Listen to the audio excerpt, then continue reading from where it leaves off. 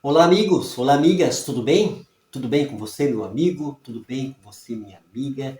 Que a graça e a paz de nosso Senhor e Salvador Jesus Cristo esteja com você nesse momento, nesta hora onde você estiver.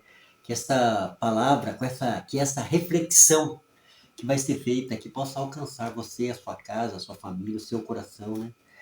A gente sempre está refletindo, trazendo uma palavra que vai edificar, que vai consolar, que vai encorajar, né, que vai redirecionar você, meu amigo, você, minha amiga, aí das redes sociais, do Facebook, do Instagram, do WhatsApp, em qualquer plataforma, em qualquer rede social que você estiver. Que você possa dar um tempo aí para mim. Agora eu vou estar refletindo com você, meu amigo e minha amiga, dentro da palavra de Deus. O tema nosso hoje é sobre vida eterna. E a pergunta minha é: podemos reverter nossa situação depois da morte? O que você acha, hein? O que você acha, meu amigo, minha amiga?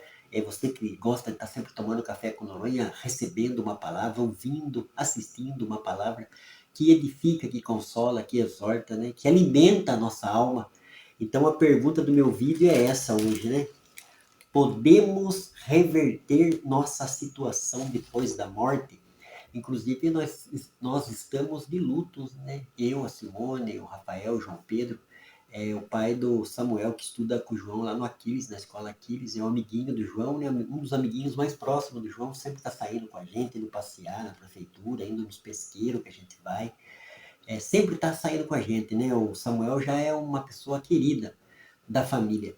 E o pai dele faleceu. Nossa, nós estamos muito tristes, assim, sabe? Principalmente eu, que eu perdi meus pais cedo.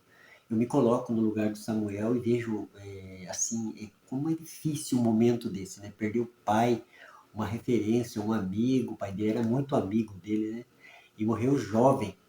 Então é duro, não é fácil. Estava conversando com a Simone quase agora e a gente tem que falar com os nossos filhos a respeito da morte. Não uma pessoa pessimista que só fica falando em morte, mas conscientizar os nossos filhos para que eles venham ter, assim, olhar para dentro deles, para a vida num todo, para que venha respeitar o próximo, dar valor à vida, né? Pensar 1 milhão de vezes aí quando colocar algum lixo na boca aí, seja uma bebida, seja uma droga. Então a gente deve conversar com os nossos filhos, porque todos nós vamos morrer, é um fato, né? Aquela velha frase, aquela filosofia de boteco, para morrer basta estar vivo, é mais pura realidade. Eu estou bem aqui agora, estou gravando o vídeo, mas eu não sei o que vai acontecer comigo, né? Creio eu que eu estou com 56, indo para 57, então que eu possa viver pelo menos até uns 85, beirando uns 90 aí, né? Então, mas a gente está muito triste, chateado, né? Eu estou gravando vídeo, inclusive amanhã a gente vai lá no velório, né? Que triste, né? A família perder, né? A mãe é uma família igual a minha. É casal e mais 2 filhos homem, né? É o Samuel e o Daniel que eles têm. Então, muito triste, né? A gente está muito triste, está enlutado, né? Com a família, tendo esse sentimento. Assim, hoje foi um dia diferenciado, eu gosto de estar brincando com o João, para lá e para cá. Hoje foi um dia diferente. Então, mas vamos entrar, então, dentro desse tema aqui. Podemos reverter nossa situação depois da morte? Eu vou dar o texto para você ler. Eu vou ler Lucas 16, 26. Mas é bom você ler Lucas 16, a partir do versículo 19, a parábola do rico e do Lázaro, até o versículo 31. Então marque aí para você ler, riscar aí na sua Bíblia, dar um, fazer né, dar uma grifadinha, um risquinho. Então, é Lucas capítulo 16, do versículo 19 ao 31, ele fala sobre a parábola do rico e do Lázaro. Vamos ler apenas o versículo 26, que diz assim: além disso, há um grande abismo entre nós e vós, de forma que os que quiserem passar daqui para vós não poderiam, nem os daí passar para nós. Aqui é uma conversa que o rico está tendo com o pai Abraão, pedindo, né, porque ele estava naquele lugar de tormento, no lugar ali que estava sendo atormentado, né, no inferno, né, a palavra é inferno, assim, a gente sabe que é o lugar de tá lá a pessoa que não entregou a vida a Cristo, que não é um salvo na pessoa de isso, é Bíblia que ensina, isso é cosmovisão cristã. Não estou julgando ninguém, estou falando o que a Bíblia ensina. A Bíblia fala: quem crer e for batizado será salvo, quem não crer já está condenado. Então existe uma condenação sobre a raça humana, e essa condenação é a punição eterna, a separação eterna. Então a pessoa morre sem Jesus, ela vai para esse lugar de tormento. Lucas capítulo 16, do versículo 19 ao 31, trata bem desse tema. Então a gente precisa entender isso daí, porque é um fato, é uma realidade bíblica, cristocêntrica. O cristianismo ensina num todo, né? Eu não estou falando bobagem, estou falando que a Bíblia ensina esta doutrina de separação, né? Para um lado vai o salvo, para um lado vai o perdido. Então a pessoa precisa entregar a vida a Cristo. A Bíblia fala: veio para os seus, mas os seus não receberam. Mas a todos que receberam, deu o direito de se tornar filhos de Deus. Romanos 10 fala: se com tua boca confessares a Jesus e em teu coração creres que Deus ressuscitou dentre os mortos, você será salvo. Romanos 6,23 fala que o salário do pecado é a morte, mas o dom gratuito de Deus é a vida eterna, e essa vida eterna está em você entregar a sua vida a Cristo. Podemos reverter nossa situação depois da morte? Quem já não encontrou gente que prefere deixar tudo para a última hora? É uma pergunta. Como é triste verificar como tal hábito é tão popular, mas pior ainda é o caso dos que deixam para resolver suas responsabilidades quando já não há mais tempo. Esse mesmo problema pode ser verificado na vida espiritual. Muitos acreditam que podem resolver sua situação diante de Deus depois da morte. Vemos aqui, isso é impossível. Não podemos mudar nossa situação espiritual depois de desprezarmos nossa oportunidade nessa vida. Não deixe para amanhã a vida eterna que você pode receber hoje. A gente vê em Lucas capítulo 23, versículo 43. Esses dias eu tive numa live falando a respeito disso, né? O que acontece depois da morte, né? A vida depois da morte. Então a Bíblia fala que a morte não é a sensação da existência. Então, Paulo fala que morrer aqui, deixar o corpo, é habitar com o Senhor. Nós vemos ali em Lucas capítulo 23, versículo 43, Jesus foi crucificado no meio de dois ladrões, dois homens corruptos na sociedade, né? A Bíblia, os Salmos profetizou isso a respeito de Jesus. Então um dos ladrões falou: Senhor, lembra-te de mim quando entrares no teu reino. Jesus falou: hoje mesmo estarás comigo no paraíso. Então essa promessa foi feita para aquele homem que estava diante da morte, né? A gente não sabe, aquele homem sabia o momento que ia morrer, ele estava crucificado ali, né? Morte de cruz era uma morte terrível, era uma penalidade terrível na época lá, que os romanos, os judeus tinham. Então, e ele estava diante da morte, mas ele viu em Jesus um Salvador. E Jesus falou para ele: hoje mesmo estará comigo. Então, ele, antes de morrer, ele teve essa opção de entregar a vida a Cristo, de reconhecer Jesus como Salvador, como homem justo que veio nesse mundo para trazer salvação. Então, eu lembro de mim quando eu comecei para a igreja, que eu fui, né, assim, tive problemas com drogas, tive overdose e tudo. E eu estava frequentando a igreja já, e eu estava com aquela carga emocional, com a síndrome do pânico, perturbado. Aí eu falei para o irmão outro dia, eu falei assim, na época que eu estava na igreja, né, que eu estava buscando a Deus, comecei a buscar a Deus, eu falei: nossa, eu estou na igreja já, mas eu continuo. Então, na realidade, eu estava querendo aliviar aquela carga. É o que acontece com muitas pessoas. Está com problema, está com luta, está com adversidade, está com crise, está com depressão, está com tanta coisa. O ser humano tem, o ser humano acumula, né? Desde enfermidade emocional, física, espiritual. Então, a maioria vão para a igreja, fazem campanha, se tornam frequentadores assíduos de culto, mas na verdade eles não querem entregar a vida a Cristo, eles não querem o dono da bênção, não querem o compromisso com Deus, querem simplesmente resolver aquela crise temporária, aquela dificuldade, aquela luta que está passando e continuar numa vida de pecado, de iniquidade. Mas não é isso que a Bíblia propõe para o ser humano. A Bíblia fala assim: entrega o teu caminho ao Senhor, confia nele e o mais ele fará. Então a gente deve entregar. Como eu falei, João capítulo 1 veio para os seus, mas os seus não receberam. Mas a todos que receberam, então a gente precisa receber, entregar a vida a Cristo.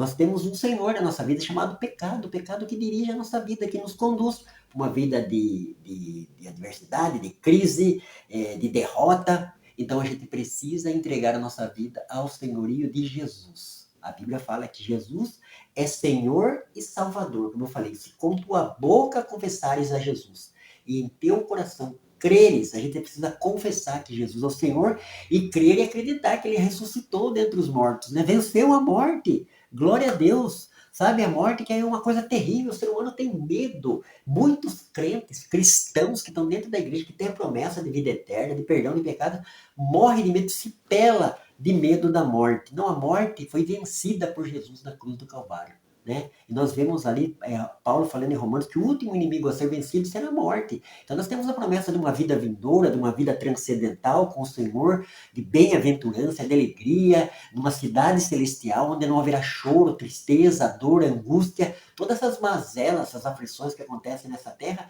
aonde a gente vai, aonde Jesus promete nos dar, então vai cessar. Então nós vamos ter um corpo glorificado de acordo com a palavra de Deus. Só que detalhe, é nessa vida aqui. Então eu tenho que, né, essa vida que eu tenho de pecado, que me leva para um pecado aqui, um pecado ali, tem aquela velha história que, assim, pecadinho não tem problema, eu tenho uma vida, né, praticar certos tipos de pecadinho aqui, ali, uma tapeação ali, eu faço isso aqui, eu engano um ali, eu traio minha mulher ali. O pecadinho, ele entra por debaixo da porta, ele abre a tramela para o pecadão entrar.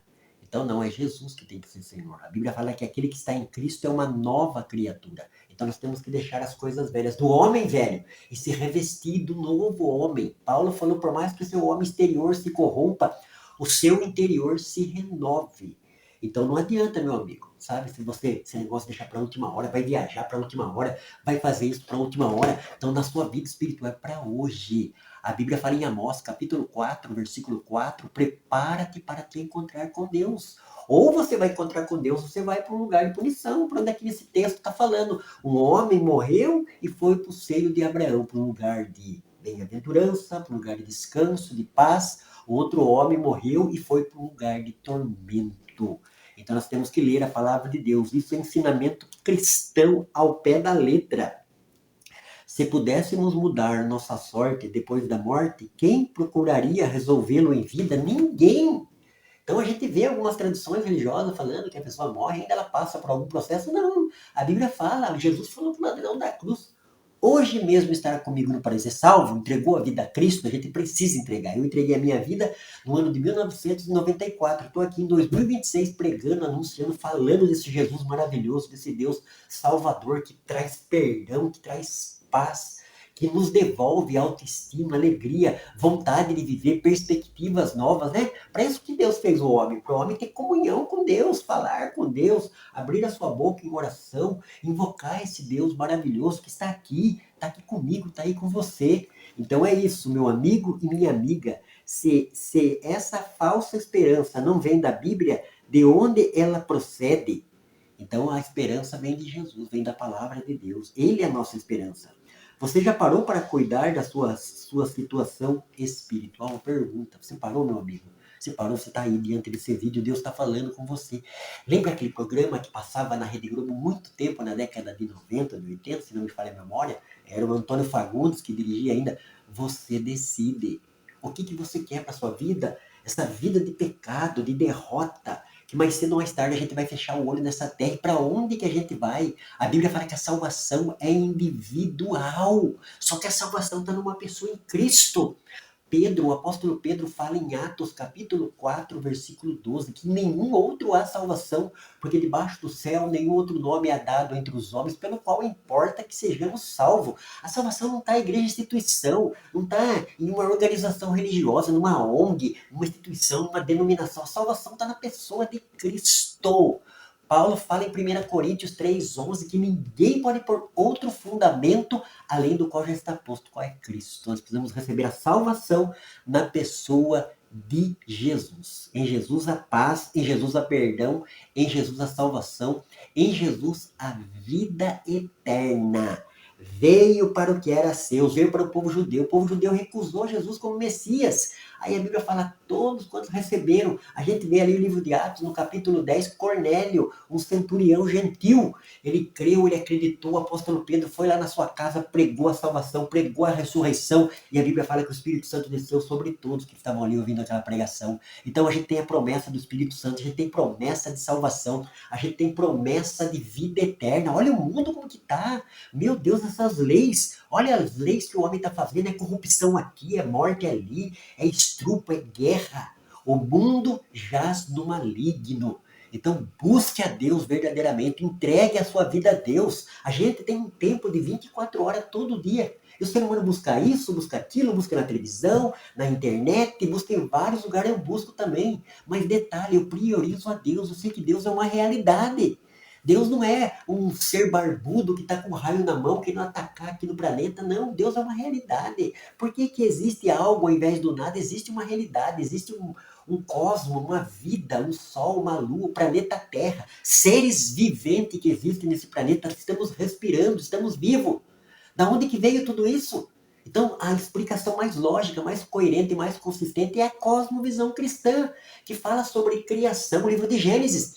Criação, queda e redenção. Você precisa entender, meu amigo, você precisa entender, meu amigo, pastor, líder cristão, as coisas estão funilando e vai afunilar mais. E se você não tiver um conhecimento bíblico amplo, sabe, um conhecedor exímio da palavra de Deus, tome cuidado, estamos ficando em dias perigosíssimos. Estamos vendo aí as pessoas processar pastor, processar padre, processar líder cristão. Então vamos se apegar mais com a palavra de Deus, vamos buscar a vontade de Deus. Podemos reverter nossa situação depois da morte? É agora, é já. O dia é já, é agora. Prepara-te para encontrar com Deus. Você não sabe, como eu falei, a vida da gente é um sopro. O Salmo 90 fala que a vida da gente é um conto ligeiro. Você já viu um conto ligeiro? A gente se reúne com um amigo aqui, com um colega ali, com amigas ali no café, com amigos ali no café, e conta um conto ligeiro. Pum, passa, ninguém vê. Assim é a nossa vida. Esses dias eu era bebê.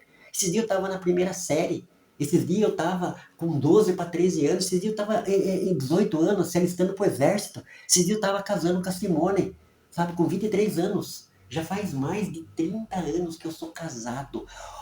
O dia passa, lembra aquele comercial? O tempo passa, o tempo voa e a poupança. Então a nossa vida também, a nossa vida está passando, é passageira nessa terra. Vamos se apegar com Deus. Deus é uma realidade. A Bíblia fala que Deus é o nosso refúgio e fortaleza, socorro bem presente na hora da angústia. Está angustiado, aflito, atribulado, fica escutando música de corno, fica escutando um monte de coisa, fica escutando esses jornal aí, esses telejornal que só fala de morte, de estupro, de roubo, de tráfico, de escândalo, de corrupção na política. Leia a palavra de Deus, medite, vai lá em Lucas capítulo 16, do versículo 19 ao 31. Podemos reverter nossa situação depois da morte? Não.